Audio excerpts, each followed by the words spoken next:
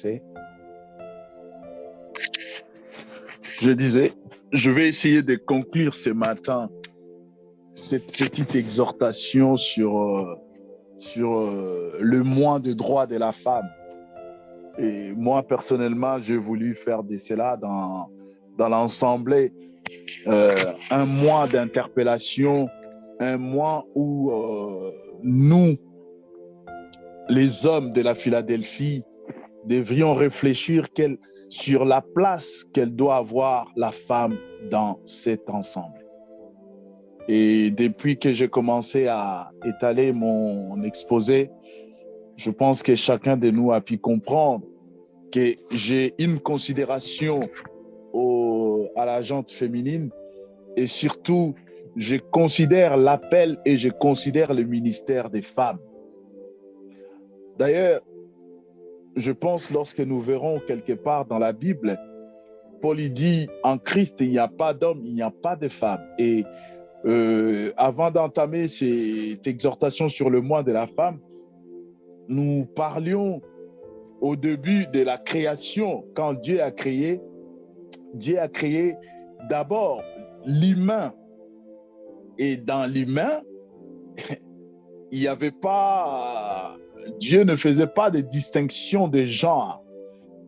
Ce n'est qu'après, nous avons commencé à faire la distinction de genre. Mais sinon, dans la pensée et comment le Seigneur nous conduit, personnellement, et je pense aussi, c'est le cas de tous ceux qui travaillent avec nous, nous pensons que la femme, parce que ici, je ne me suis jamais opposé ou quelqu'un ne s'est jamais opposé à moi du fait que je reconnais le ministère et les grâces des femmes. Je bénis le Seigneur pour cela. Ça se voit que nous sommes sur la même longueur d'onde pour essayer de comprendre que Dieu appelle les hommes comme les femmes. Donc du coup, je vais juste prendre quelques versets et c'est par rapport à ces versets qu'aujourd'hui nous avons beaucoup de controverses, de discussions, de polémiques par rapport au ministère de la femme et tout. C'est Paul qui parle, bien-aimé, c'est Paul qui parle. C'est dans 1 Timothée chapitre 2, verset 12 et 1 Corinthiens 14, Paul il parle, il dit « Je ne permets pas à la femme d'enseigner ». Et lorsque Paul il dit ces choses, bien-aimés, il est dit nous sommes dans un contexte, Paul il parle à Timothée parce que Timothée à Éphèse. Il faut que nous revenions dans les contextes. Paul il parle à Timothée, il parle ces récits qui est dit dans 1 Timothée, c'est une lettre que Paul écrit à l'église ou aux responsables de l'église d'Éphèse. Nous sommes précisément en Éphèse. Et du coup, quand Paul il dit « Je ne permets pas à la femme d'enseigner », nous devrions comprendre une chose. Et je l'ai toujours dit ici, il faut faire beaucoup de recherches. Il faut essayer par la grâce de Dieu, par le Saint-Esprit, de trouver quelle est la pensée de Dieu dans qu'est-ce que Dieu voulait dire dans telle ou telle chose. Je voudrais nous dire une chose. Gutenberg, celui qui a interprété la Bible pour la première, a traduit la Bible en français, où Gutenberg, il a traduit les Écritures. Et il était limité. Vous comprendrez avec moi que le français d'aujourd'hui n'est pas le français d'hier. Le français d'aujourd'hui n'est pas le français d'il y a, je ne sais pas combien de... Il y a 2000 ans ou il y a 100 ans, 50 ans. Ce n'est pas le même français. Aujourd'hui, les gens, ils parlent dans l'air... quand on parle couramment, on dit « j'ai été au bled ». Tout de suite, les gens comprennent. Mais le bled, ce n'est pas un mot français. Ça, c'est un exemple. Et dans beaucoup de choses, lorsque nous parlons, nous qui sommes colonisés par des Belges, nous parlons français, mais nous ne parlons pas le même français que les colonies françaises. où nous ne parlons pas le même français que les Français. Il y a certains termes qui sont appropriés pour le Belge, il y a certains termes qui sont appropriés pour le Français, mais tous parlent français. Et en cela, nous devrions comprendre, dans l'interprétation, des fois, l'interprète, il met les mots qui, pour lui, est proche de la signification du mot qui est en grec ou en hébreu. En hébreu, pardon. Qu'est-ce que je raconte? Donc, du coup, il faut faire très, très attention. Ne prenons pas la Bible comme ça et la avaler et commencer à cracher. Non. D'ailleurs, Jésus dit je crois dans Jean 17, il dit, la lettre est tue. La lettre, c'est les Écritures qu'on prenne comme ça, qu'on va apprendre dans une école théologique ou dans une école de ministère. On apprend la lettre alors que la révélation ne s'apprenne pas.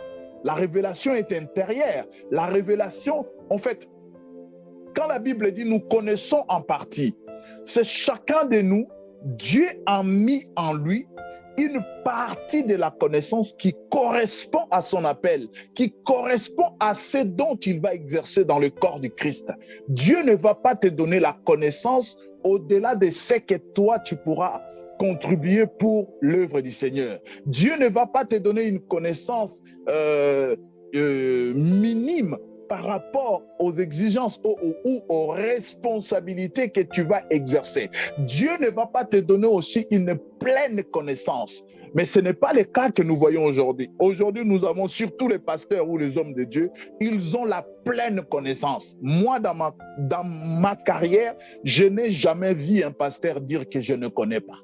Je n'ai jamais. Nous connaissons tout et nous sommes capables de fois à répondre à des choses, à des questions que nous ne maîtrisons pas. Au lieu de dire la vérité, je ne connais pas parce que je connais en partie. Et lorsque nous répondons des fois comme ça, c'est là où nous amenons le peuple de Dieu à la dérive. Nous amenons le peuple de Dieu à l'erreur.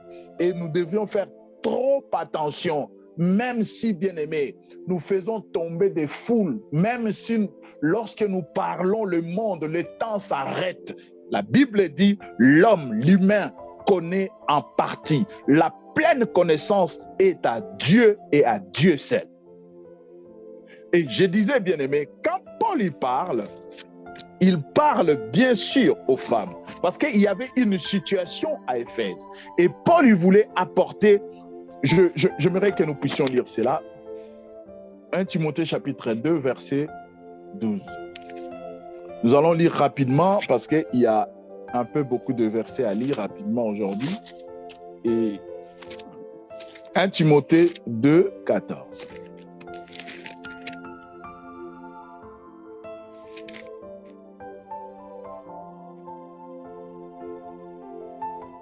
Dans un premier temps, Paul, il est en train de tirer la sonnette d'alarme. Parce que nous sommes, je l'ai dit, nous sommes dans un contexte. Et dans ce contexte, Paul essaie d'apporter la lumière. Et pour apporter la lumière, écoutez ce que Paul dit. Il tire la sonnette d'alarme. Il dit ceci.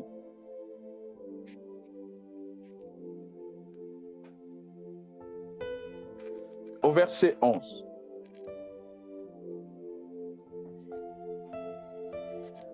Donc, disons, au verset 11, que la femme s'instruise en silence avec une entière soumission. Je ne permets pas à la femme d'enseigner ni de prendre autorité sur l'homme, mais qu'elle demeure dans le silence. Il dit, faites attention, femmes, car Adam a été formé le premier, Ève ensuite. Et ce n'est pas Adam qui était séduit en premier, c'est la femme qui s'est séduite, s'est rendue coupable de transgression. Ici, Paul est en train de résoudre beaucoup de questions en même temps. il y avait une question de pudeur, une question d'habillement. Il dit qu'au verset 9, de même aussi que les femmes vêtues d'une manière décente, avec pudeur et modestie, c'est par nom de tresse ou d'or ou de perles ou de toilettes somptueuses, mais d'œuvres bonnes comme il convient à des femmes qui font profession de piété. Et vous savez, ces versets bien-aimés ont créé tellement de confusion au point de dire que la femme ne peut pas porter des bijoux et toutes ces choses-là, vous savez, c'est ici. C'est par là aussi que vous pouvez comprendre pourquoi Paul y va dire au verset 12, « Je ne permets pas à la femme d'enseigner ». J'aimerais nous amener quelque part. Parce qu'ici, nous sommes dans un contexte où déjà, prenons le chapitre 1er de 1 Timothée, Paul il dit ceci. Je commence au verset 2. « À Timothée, mon enfant légitime, en la foi, grâce, miséricorde et paix dans la part de Dieu le Père et du Seigneur Jésus-Christ notre Seigneur. » Écoutez ce que Paul dit à Timothée. Je vous ai dit que cette lettre est envoyée à Timothée, mais cette lettre est adressée aux chrétiens d'Éphèse, aux enfants de Dieu d'Éphèse. Paul dit ceci à Timothée, « Comme je t'y ai exhorté à mon départ pour la Macédoine, demeure à Éphèse, afin de recommander à certaines personnes de ne pas enseigner d'autres doctrines. » Tout part de là. Tout part de la mission pour laquelle Paul a laissé Timothée à Éphèse. C'était pour que Timothée veille à ce que certaines personnes, certains docteurs n'enseignent pas de fausses doctrines. Voilà pourquoi je dis, et je l'ai dit ici un jour, une église ou une communauté où les anciens ne sont pas fondés sur la parole, cette église est perdue. Vous entendrez tout et n'importe quoi. Ils feront d'un verset une doctrine, ils feront de la doctrine un fonds de commerce et toutes ces choses. Paul dit à Timothée, tu es resté en Éphèse, mais il y a certaines personnes qui enseignent une mauvaise doctrine. Et dans cette mauvaise doctrine, bien-aimé, parmi les choses enseignées, parmi les choses initiées par ces docteurs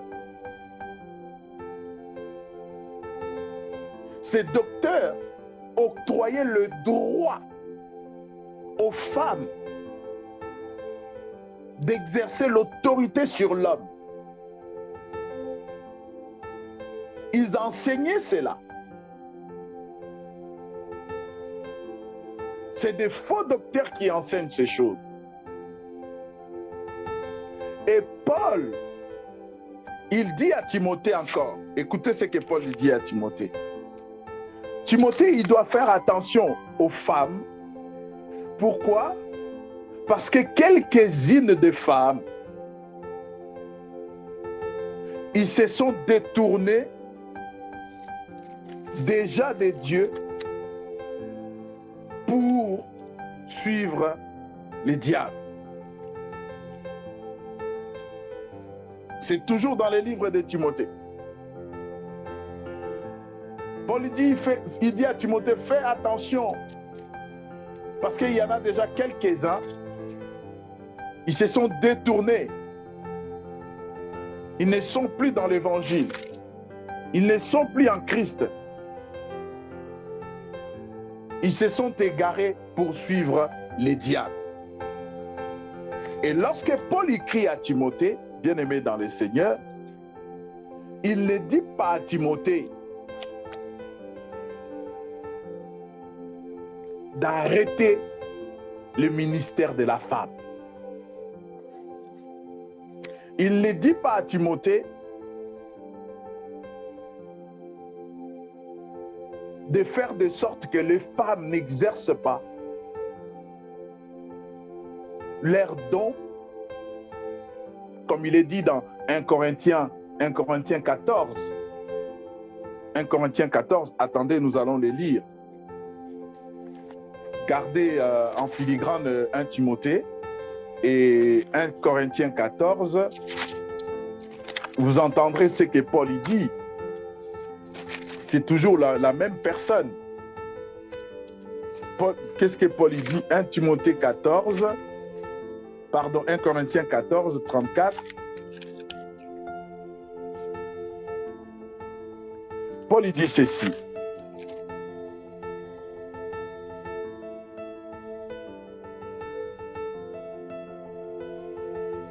Que les femmes se taisent dans les assemblées, car il ne leur est pas permis de parler, mais qu'elles soient soumises, comme le dit aussi la loi.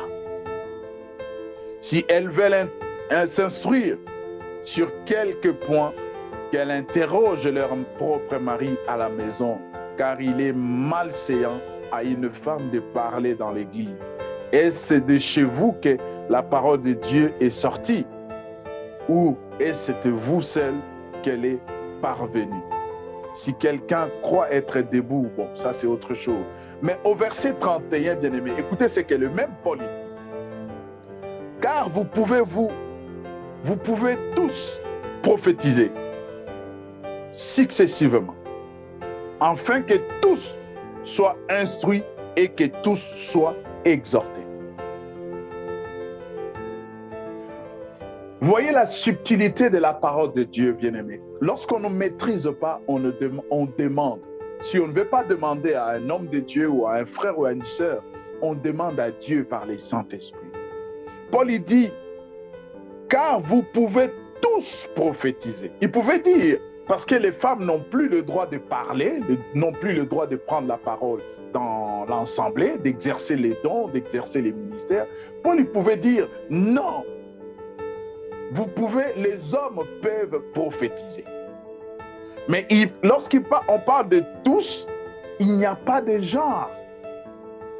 Une femme ou un homme peut prophétiser dans la même assemblée où Paul dit, je ne permets pas à la femme d'enseigner. Et où Paul dit encore, non, la femme doit se taire. Bien-aimé, la Bible se lit contextuellement.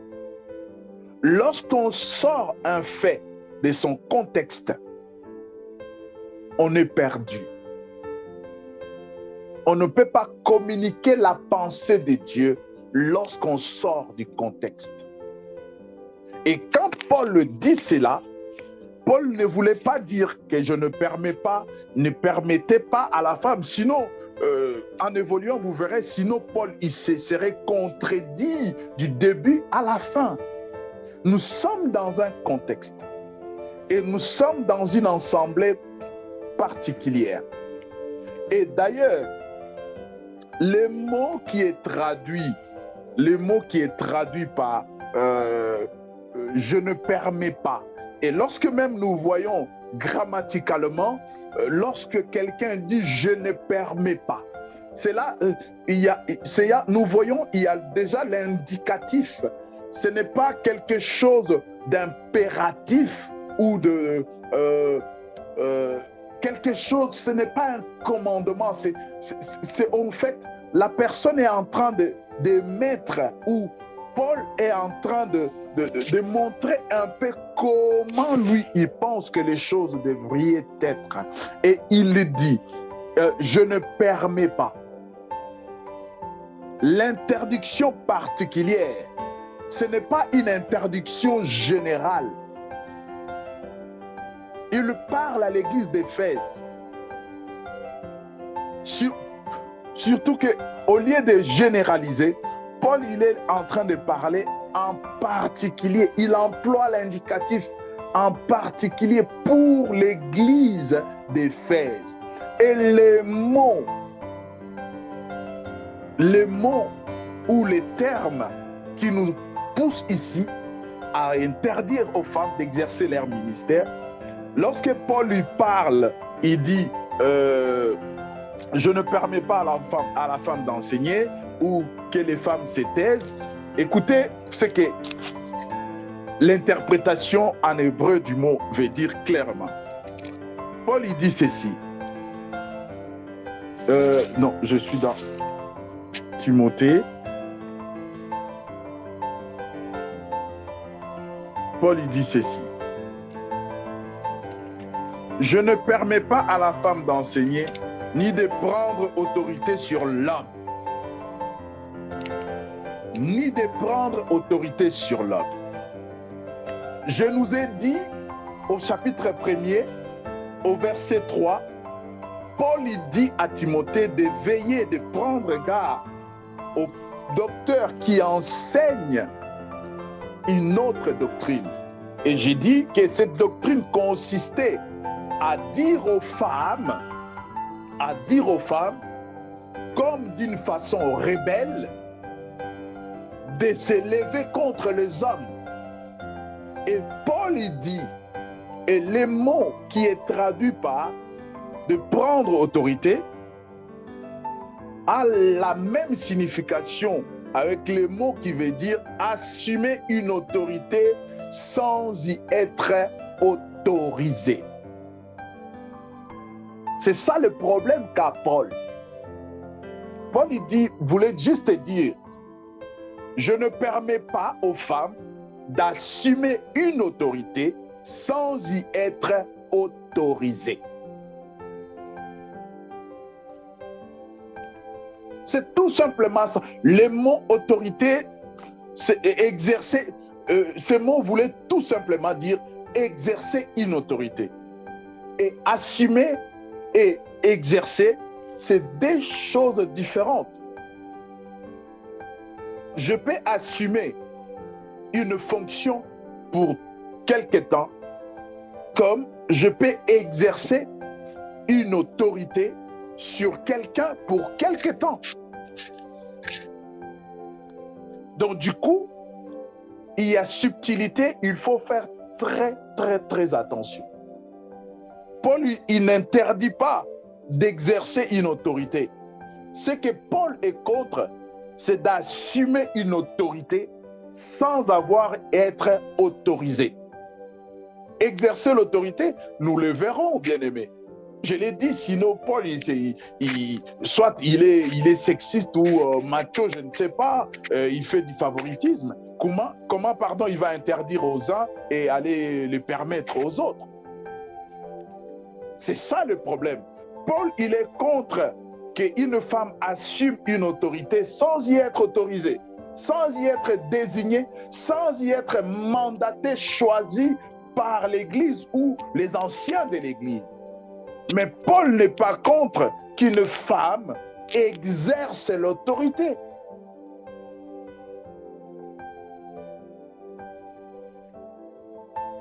D'ailleurs, nous pouvons voir l'exemple de Priscille, de Priscilla, si vous voulez. Priscilla, elle était à Éphèse. 2 Timothée, je vais lire ça rapidement. 2 Timothée 2, 4. 2 Timothée 2, 4.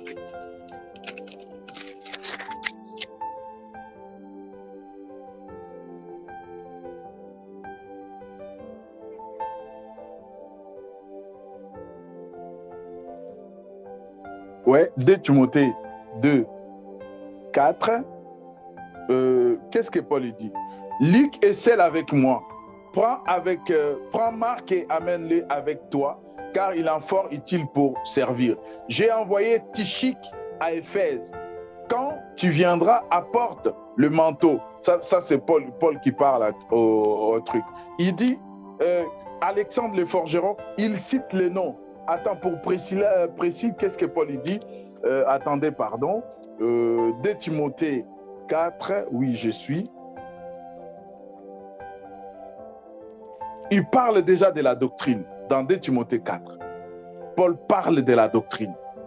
Qu'il arrivera un temps où les hommes auront dans leurs oreilles la sainte doctrine serait comme de la démagogie. Ils ne supporteront pas cela. Et dans le verset, je continue, pardon.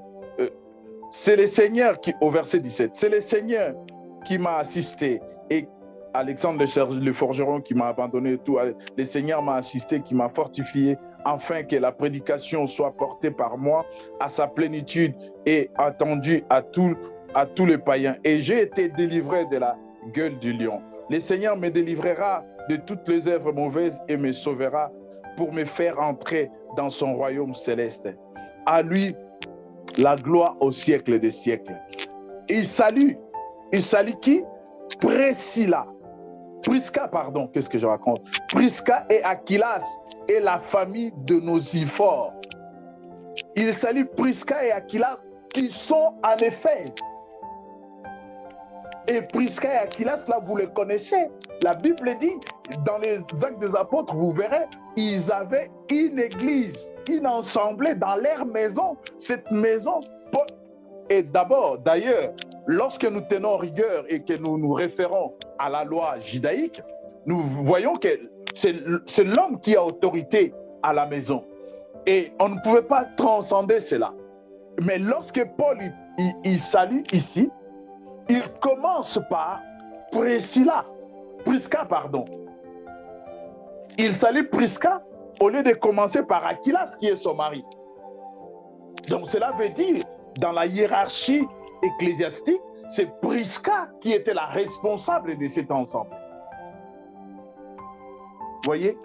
Donc ce n'est pas quelque chose où on doit discuter aujourd'hui, bien-aimé. Si quelqu'un ne veut pas que les femmes enseignent, gloire à Dieu. Si quelqu'un le veut, gloire à Dieu. Mais nous nous appuyons sur la parole. Et nous savons que la parole a toujours raison. Nous ne cherchons pas à discuter, à polémiquer. Non, nous cherchons à dire ce qui est écrit par la grâce du Seigneur. Et nous ne prétendons pas tout connaître.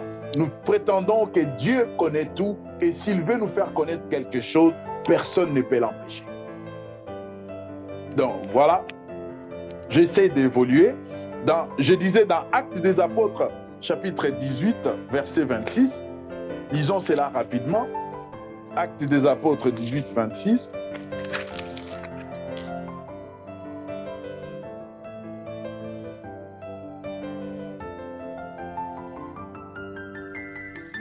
Paul dit ceci.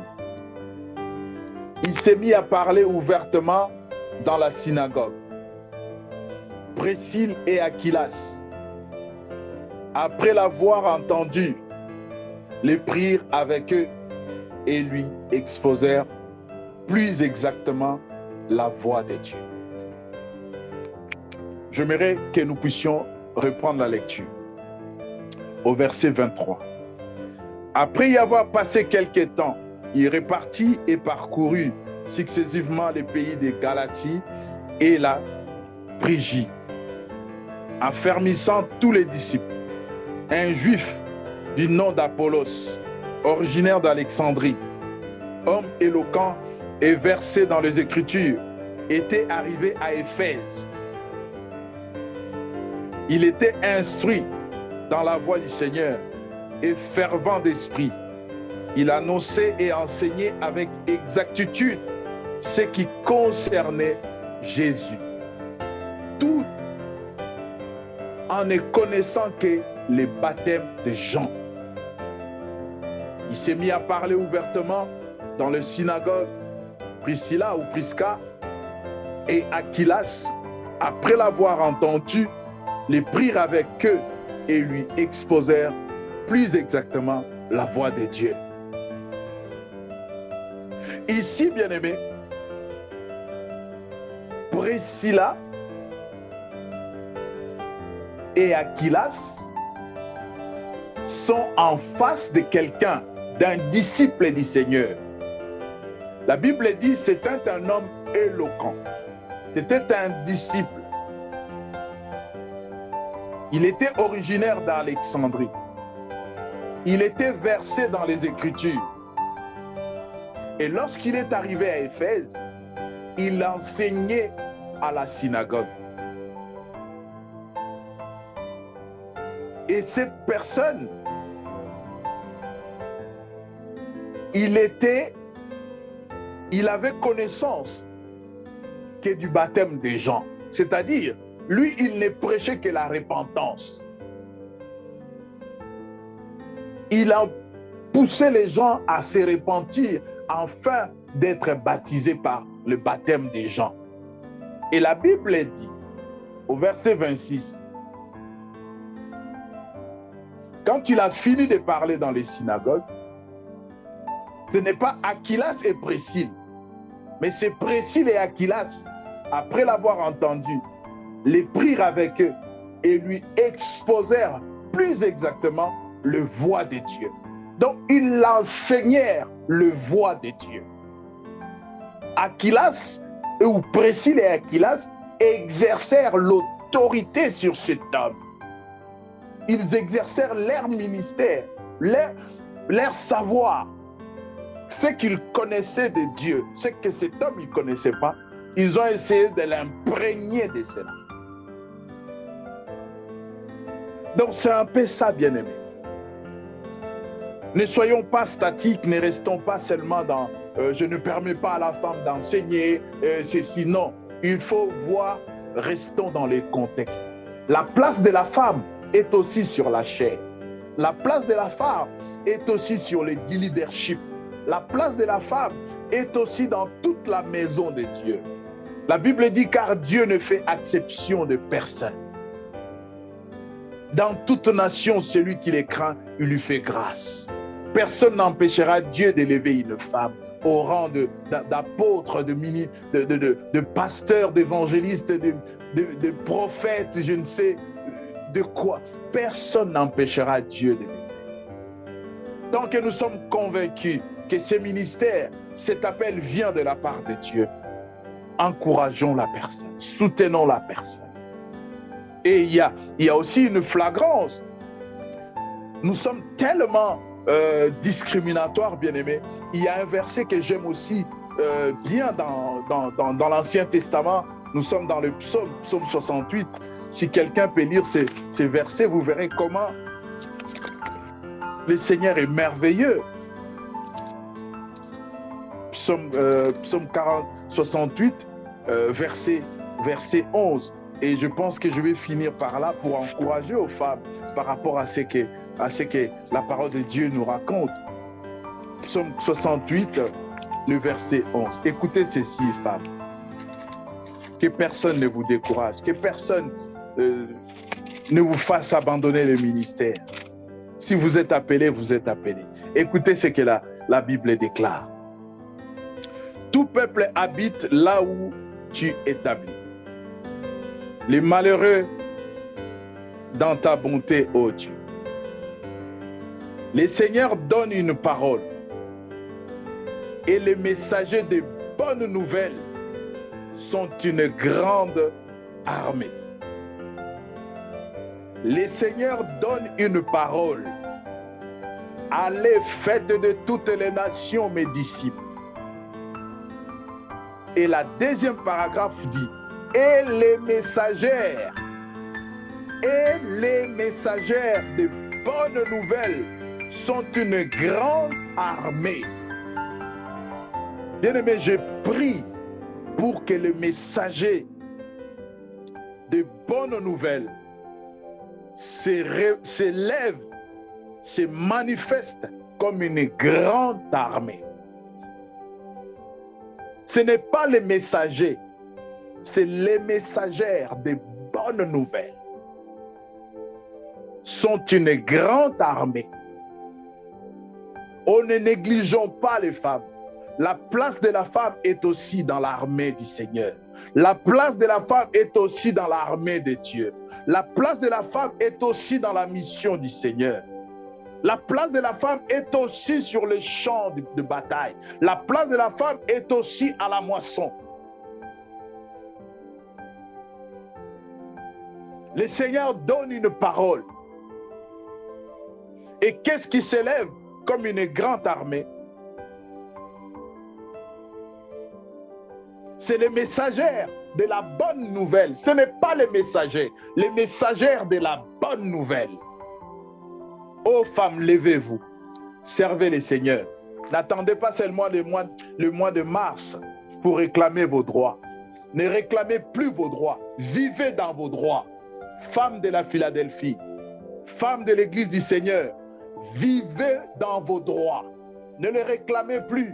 Manifestez vos droits. Si vous croyez que vous avez le droit, manifestez cela. Si vous croyez que Dieu ou la parole de Dieu vous donne le droit d'exercer, manifestez cela.